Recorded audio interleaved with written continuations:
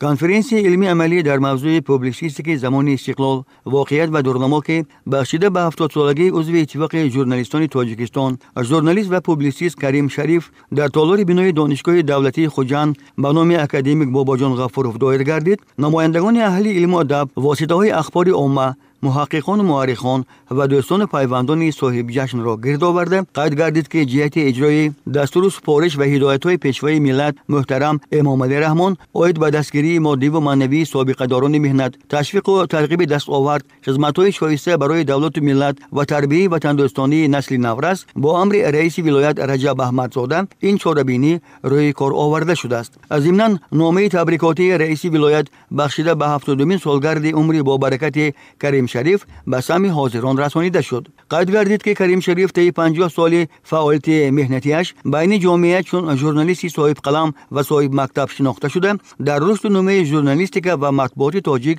خدمت ارزنده کرده است. شاگردان زیادی صاحب تخصص و با استعداد را تربیت و بین کارمندان مقامات دولتی، روزنامه‌نگاران و اهل علم و ادب صاحب ابرو و اعتبار خاصه گشته است. در همه زینه‌های فعالیتش با خصلت‌های شایسته و صبر و تحمل خاکساری و با تمکینی بین همکاران صاحب احترام و توسط آچرک و پوبلیسیستیک و تالیف بیش از 20 کتاب در رشد ژورنالیستیک تاجیک سهم ارزنده گذاشته است. کریم شریف برای فعالیت پرثمر در خدمت مقامات دولتی و جمعیتی با مدال خدمت شایسته سرفراز گردانیده شدند. همچنین برنده جایزه جمهوری ژورنالیستان به نام ابوالقاسم لاهوتی، جایزه ولایتی به نام اکادمیک باباجان غفورov و جایزه ولایتی ژورنالیستان به نام حاجی صادق و چندین افتخارنامه و سپاسنامه ها می باشد. همچنین ضمن تبریکات خود رئیس اتفاق ژورنالیستان تاجیکستان زینت الله اسماعیل زاده، رئیس بخش ولایتی نویسندگان تاجیکستان احمد جان رحمتزاد و رئیس شورای سابقه داران ولایت ترسنبای رحمتوف با توصیف خصلت‌های شایان و کار و پیکار عبرت بخش کریم شریف صاحب جشن را با زادرتش تبریک کردند. چنین تبریکات از طرف نمایندگان مقامات اجرایی حاکمیت دولتی شهر و ناحیه‌های خوجند، بستان، باباجان غفورov و جبار رسولov نیز عملی گردیده. دوستان و پیوندان نیز شادی شریک صاحب جشن گردیدند. نقش پوبلیسیست در جامعه همیشه مهم ارزیابی می شود و طوری که اساسگزار صلح و وحدت ملی پیشوای ملت پرزیدنت جمهوری تاجیکستان محترم امام علی رحمان بارها تاکید داشتند، وقتی آن رسیده است که ادیبان و ژورنالیستان و پوبلیسیستان ما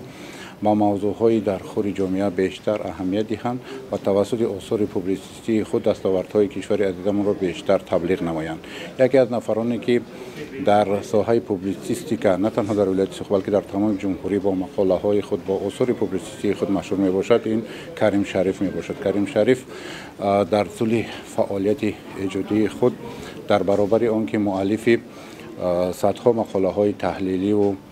موادی چاپی می باشند، همچنین مسئولیت های زیادی را در روزنامه تیراژ جهان و در روزنامه حقیقت سوخ اجرا نمودند و سرمحرری روزنامه ولایت را نیز به عهده داشتند و در هر نوشته خود کریم شریف انسانی کار و پیکار را تبلیغ میکرد، نفرانی را تبلیغ میکرد که برای رشد و پیشروی ولایت و جمهوری سهم ارزنده خود را گذاشتند و آن رسالتی را که هر یک پوبلیسیست و هر یک ژورنالیست دارد آن را ادا میکرد. در قسمت دوم کنفرانسی معروضه‌های استادان دانشگاه دولتی خوجند به نام اکادمیک باباجان غفورov در موضوعهای مختلف پوبلیسیستیک تاجیک در زمان معاصر، سهم کریم شریف در رشد و نمو ژورنالیستیک تاجیک و امثال آن شنیده شد. در خاتمه کریم شریف عرض سپاس خود را به همه اشتراکداران این چاره‌بینی بیان نموده اصرار داشت که برای خلق و وطن صادقانه خدمت و در رشد و نمو دولت و ملت سهمگذاری خواهد کرد.